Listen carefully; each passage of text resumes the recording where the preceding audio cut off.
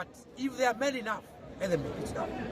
Because if it starts now, how is it going to be 2-3 years down the road? And there's a governor who is sitting here. I mean, the president can even think I'm the most useless governor in this country. So I have said, I'm raising a caution. I'm raising a warning.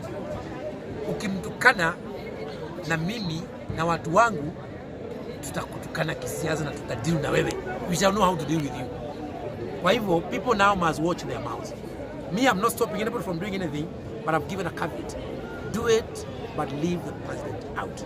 And if you try it, if you want to try it tomorrow. Because there are people who think that they're everything here. And I'm not looking at friendship here now. I'm looking at the institution of the president.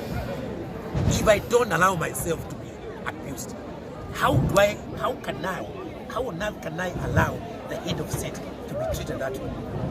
Unless I cease being the governor of Murang'a, I've said I've taken charge. If you deal with the president, I will deal with you head on, and I will leave that platoon. So, and I want that message. And I'm not intimidating anybody. I'm only trying to say there must be political hygiene here. I'm not intimidating anybody. But you come with your style, and you meet me.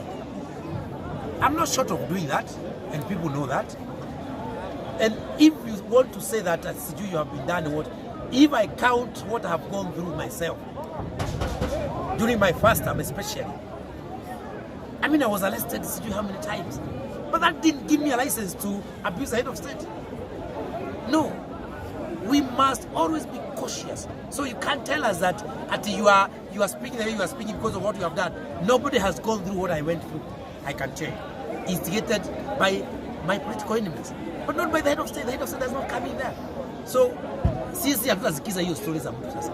Na mimi nimesema na kusema ukweli, sasa mtu ajaribu.